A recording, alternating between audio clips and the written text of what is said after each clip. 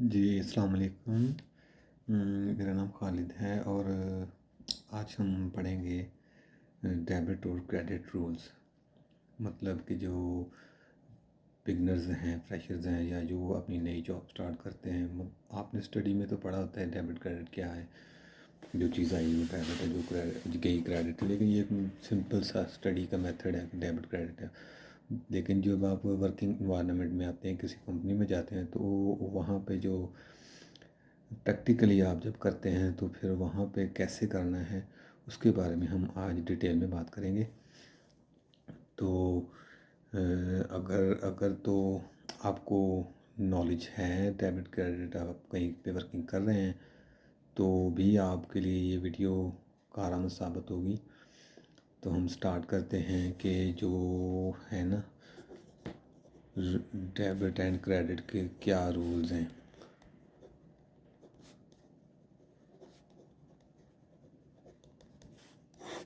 ठीक है, तो ये जो है इसका एक सिंपल इक्वेशन है। जो हमारे अकाउंटिंग है ना, उसकी इक्वेशन क्या है हमारी, कि जो है ना हमारे एसेट्स बराबर होते हैं लायबिलिटीज़ प्लस इक्विटी। इसका मतलब ये हुआ कि इसमें अगर एसेट डेबिट है या क्रेडिट है तो ये डेबिट की शक्ल में ये होगा हमारा इंक्रीज़। ठीक है, और अगर क्रेडिट है तो क्रेडिट में ये डिक्रीज़ होगा। इसके बरअक्स जब हम लायबिलिटीज़ में जाते हैं तो जब लायबिलिटी में आपका जो है, अगर लायबिलिटी आपकी डेबिट हो रही है तो इसका मतलब है कि वो डिक्रीज़ हो रही है, और अगर क्रेडिट हो रही है तो इसका मतलब ये इंक्रीज़ हो रही है। और यही सेम जो है वो है आपका इक्विटी के लिए। अब ये इंक्रीज़ है, इसका मतलब है कि ये हमारी एसेट साइड है, इसमें इंक्रीज़ हुआ तो ये डेबिट होगा।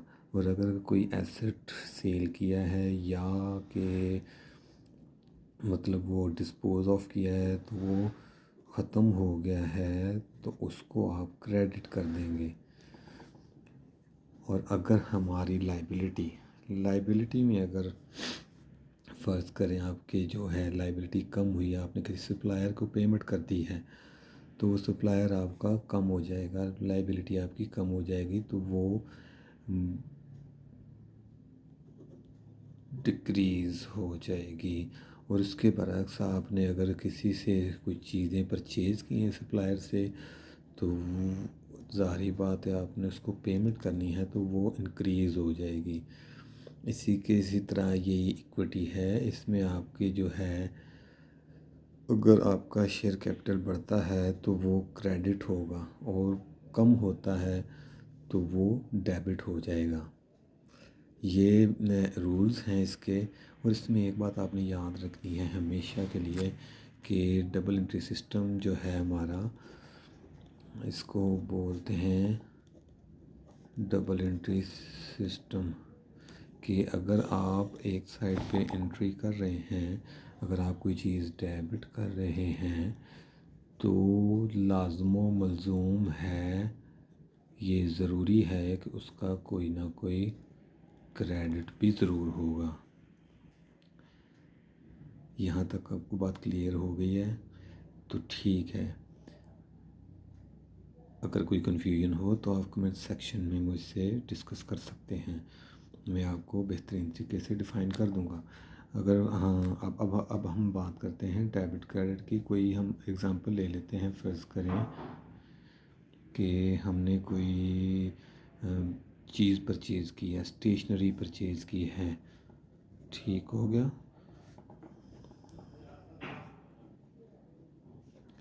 ठीक हो गया। फॉर रुपीज़ 1000 की हमने स्टेशनरी परचेज़ की है तो इसकी इसकी इसके हमने देखना है कि हमारे पास आया क्या है और इसके बरक्स हमसे क्या चीज़ गई है। तो स्टेशनरी में हमारा जो इंक्रीज़ हुआ है वो हमारा एक्सपेंस इंक्रीज़ हो गया, ठीक है। और उसके बरअक्स जो हमने दूसरी एक्टिविटी करनी है उसके अगेंस्ट क्या एक्टिविटी परफॉर्म हुई है,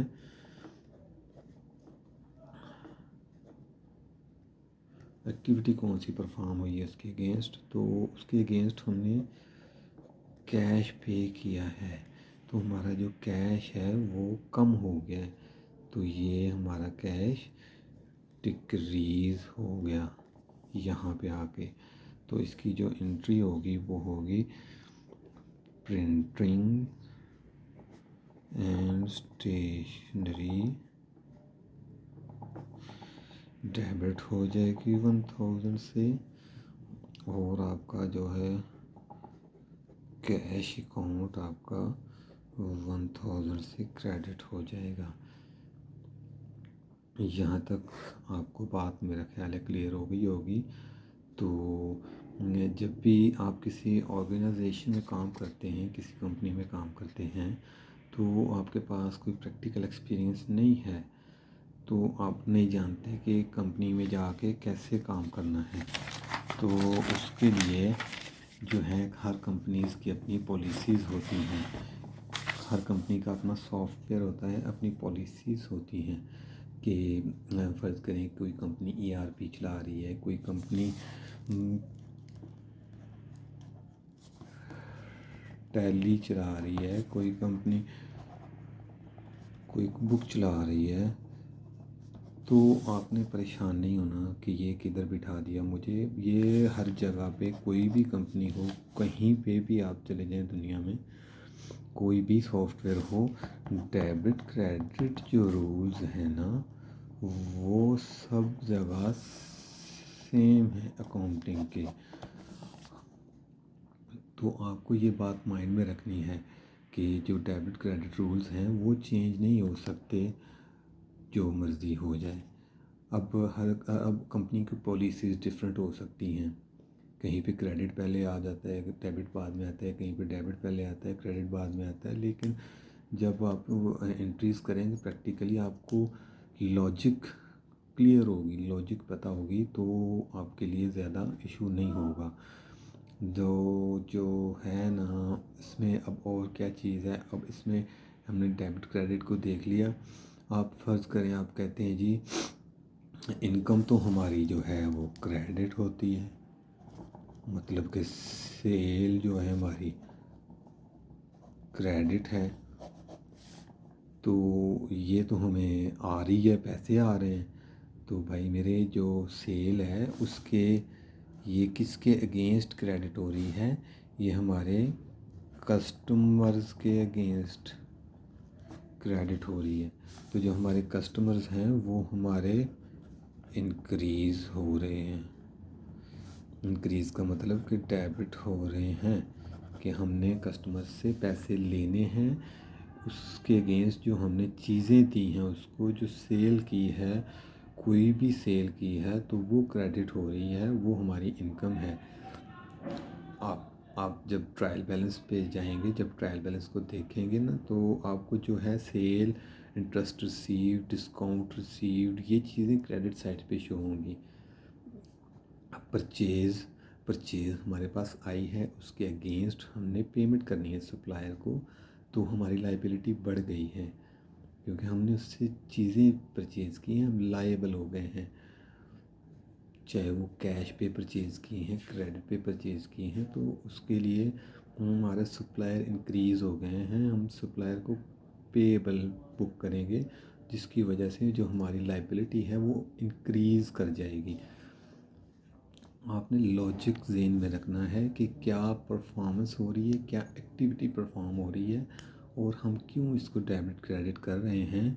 तो जब आप ये चीज़ों को माइंड में रख के चलेंगे तो इंशाल्लाह आपको प्रॉब्लम नहीं होगी। तो हम इसको साथ साथ लेके चलेंगे।